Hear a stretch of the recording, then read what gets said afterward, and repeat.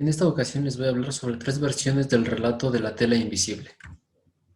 En un relato hay funciones narrativas y estructurales que le dan una identidad propia y permiten diferenciarlo de otros relatos. Si estas funciones narrativas se modifican, cambia también el relato. No importa el orden de aparición, sino las funciones que aparecen. Tomemos como ejemplo el siguiente tren. La estructura del tren es el relato, pero el color del tren, los pasajeros que tenga, el tipo de asientos o el diseño variarán entre un lugar y otro y a lo largo del tiempo. Sin embargo, el tren sigue siendo un tren. Lo mismo sucede con la estructura de un relato en particular. El relato que vamos a analizar es el de la tela invisible. Este relato ha viajado a lo largo del tiempo y de los lugares. Con esta migración las historias sufren irremediablemente variaciones, pero no se modifica la esencia estructural del relato. Solo varían algunos elementos necesarios para que la historia pueda adaptarse a donde llega. Cada versión de un relato se adapta a las concepciones ideológicas y culturales y a los diferentes propósitos de cada lugar y época. Las historias se adaptan a las inquietudes de cada momento, así como al público al que se dirige el relato. Estas adaptaciones pueden identificarse con un análisis de los elementos variables de cada versión.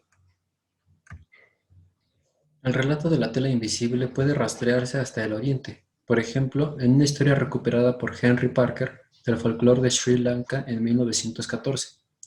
Del siglo XIV es la versión de Don Juan Manuel en El Conde Lucanor, y de 1837 es la versión danesa de Hans Christian Andersen. Estas tres versiones presentan las funciones 6, 7 y 8 del análisis morfológico del cuento de Propp. Un agresor intenta engañar a su víctima para apoderarse de sus bienes, función 6.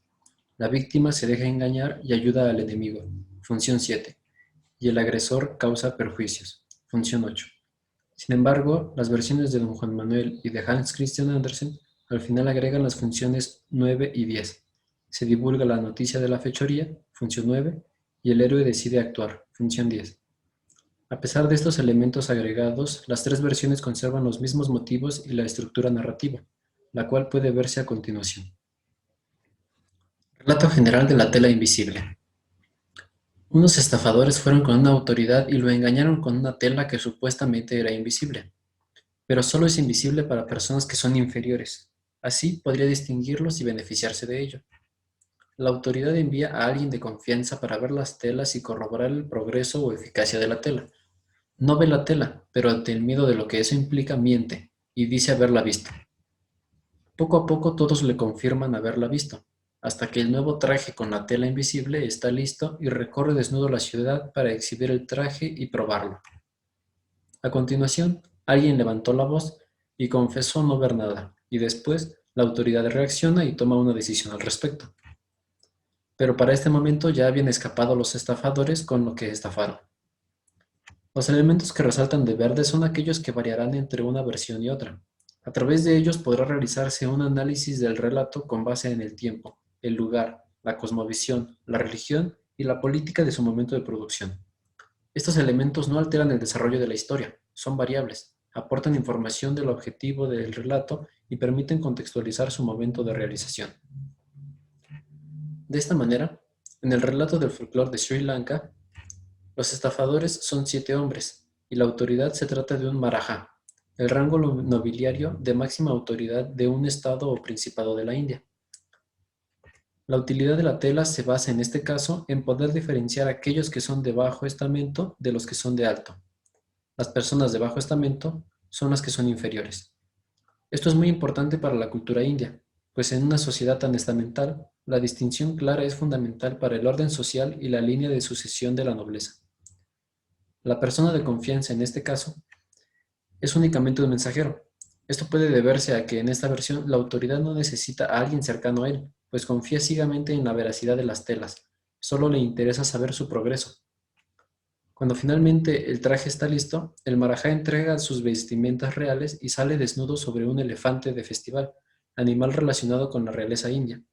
El mismo dios Ganesha, con cabeza de elefante, significa señor del pueblo. Hay una íntima relación entre el poder y los elefantes. En esta versión, nadie le advierte al Maharaja sobre su desnudez, permanece desnudo, quizá como consecuencia de haber traicionado a sus 7 ancestros. Algo muy interesante en la simbología del número 7 para la cultura hindú es que existen 7 chakras principales, centros de una energía del cuerpo humano, Y también existen 7 sabios, o Saptarishi, que se encuentran en las 7 estrellas de la Osa Mayor. De esta manera, tras haber entregado la vestimenta de sus 7 ancestros, el Marajá tonto es estafado por 7 hombres y queda sin ninguna posibilidad de reivindicarse. Queda desnudo. Finalmente los 7 hombres se llevan lo que estafaron, las vestimentas reales. Podemos advertir que el relato contiene varios elementos propios de la cosmovisión hinduista y estaba orientado principalmente a un público de la nobleza, para enseñarle a gobernar. El relato aconseja para no sufrir engaños tan fácilmente y para nunca olvidar el pasado o querer desprenderse de él, pues no habrá buenas consecuencias. Hay un fuerte arraigamiento a las costumbres y a lo propio. Si eso se pierde el rumbo, la identidad. La siguiente es la versión de don Juan Manuel en El Conde Lucanor. En esta versión los estafadores son 3 pícaros. La autoridad es un rey, figura de máxima autoridad en la Edad Media, pues el sistema político se basaba en monarquías feudales de reinos. Aquí la utilidad de la tela es que permite identificar a los que son hijos ilegítimos, las personas inferiores. Esto es importante no solo por los estamentos sociales y la herencia monárquica a través del linaje, como en la versión oriental, sino que aquí cobra gran importancia la ideología del cristianismo. Debía haber respeto por la religión cristiana.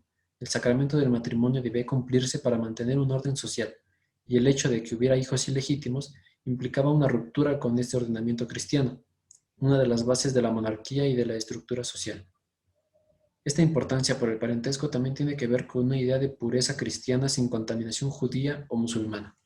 En este caso, la persona de confianza que va a ver la tela es un gobernador, figura política con poder inferior al rey, dependiente de él. Lo envía para probar el poder de la tela. El rey sale con su traje montado en un caballo, animal relacionado con el ideal del caballero medieval y por lo tanto con el valor, la fuerza y un corazón justo. En esta versión sí hay alguien que avisa al rey sobre su desnudez, un negro palafrenero del rey, desde cuya posición ya no puede perder nada si lo dice. Esto responde a la posición social del negro como esclavo en la Europa medieval. La figura del negro permite notar el contraste diametral entre él y el rey y la bajeza a la que llegó el rey por ser un negro quien le abra los ojos. Ante esto, el rey termina por reconocer su error y manda a capturar los pícaros, pero estos ya habían escapado con el oro, la plata y la seda. Aquí la figura de la autoridad parece tener una posibilidad de redención y admite su error, pero finalmente esto es aún más humillante, pues no se solucionó nada al no haber pedido consejo desde antes.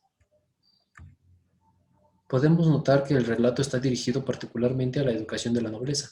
Está orientado a quitar el orgullo del rey y lo insta a no estar nunca desaconsejado, pues así lo engañarán fácilmente y será humillado. Es una prevención para no ser engañado ni perder la honra. Igualmente, se busca conservar los valores propios del cristianismo. Por último, la versión de Hans Christian Andersen, publicada en 1837. En esta versión los estafadores son 2 truhanes, y la autoridad es un emperador vanidoso. Concordante con el sistema político danés, también una monarquía, pero ya no feudal, sino absolutista. La utilidad de la tela es aquí también muy diferente y tiene relación con las exigencias políticas de la época. Permite distinguir entre personas inteligentes y personas estúpidas, ineptas para su cargo, las personas inferiores. Esto es concordante con el deseo de una monarquía constitucional en Dinamarca, la cual se consigue en 1849, y la necesidad de la monarquía absoluta por demostrarse competente, capaz para continuar como estructura política. Por ello aquí el emperador quiere saber quiénes son aptos para sus puestos y quiénes no. La persona de confianza que va a ver las telas es un ministro, también una figura política con poder inferior al rey, pero no independiente de éste, como más adelante lo será en una monarquía constitucional. Lo envía porque duda del poder de la tela. El emperador, a diferencia de los otros 2 relatos, sale desnudo y caminando solo, seguido únicamente por su séquito. La ausencia de un animal símbolo de poder y realeza puede estar relacionado también con esta situación problemática con la monarquía y la falta de poder representante, cuestiona la vigencia de su valía. En este relato no es un negro quien advierte la desnudez del emperador, sino un niño inocente, figura que tampoco pierde nada si se le tacha de estúpido o no. Al ser un niño quien representa la figura inferior, nos situamos en un contexto de población más educada y burguesa, donde el niño es la figura inferior de ciudadanía. Cuando el emperador se da cuenta de que cayó en una trampa, prefiere continuar con la farsa y humillarse aún más en lugar de aceptar su error y retirarse. Esto es también una crítica muy notoria al mismo ambiente de revolución previo a la instauración de la monarquía constitucional. Finalmente, los truhanes escapan con el dinero, el oro y la seda, sin ningún intento del rey por detenerlos, pues prefiere perderlo todo excepto su orgullo. En todos los relatos, aquello que permite ver la tela es algo tan intangible como la tela misma: linaje, descendencia, religión y estulticia. Se muestra la preocupación por cuestiones intangibles que no se pueden controlar. En las primeras dos versiones hay una intención de enseñanza a la clase aristocrática, hindú por una parte y española medieval por otra. Consejos para problemas ante los cuales se pueden enfrentar personas de clases altas de la nobleza. Sin embargo, en la versión de Andersen hay una crítica directa a la autoridad. El público ya no se trata de alguien que es o será autoridad, sino del gobernado por la autoridad, el ciudadano. Para el momento en que Andersen escribe su versión, lo hace desde fuera del poder monárquico, no como don Juan Manuel, quien era miembro de la Casa Real. Andersen no busca forjar la enseñanza de la nobleza, orientarlo a que gobierne mejor, a que se proteja de los engaños o a que no traicione a sus ancestros, sino que previene al ciudadano de un gobierno como el que narra, donde el emperador es la persona estúpida que quiere identificar con la tela invisible. No sirve de ejemplo para que la figura del monarca aprenda, sino para evidenciar la vanidad y estulticia del mismo. Así, será el público quien aprenda de ello y buscará acabar con una monarquía absoluta que ahora es obsoleta.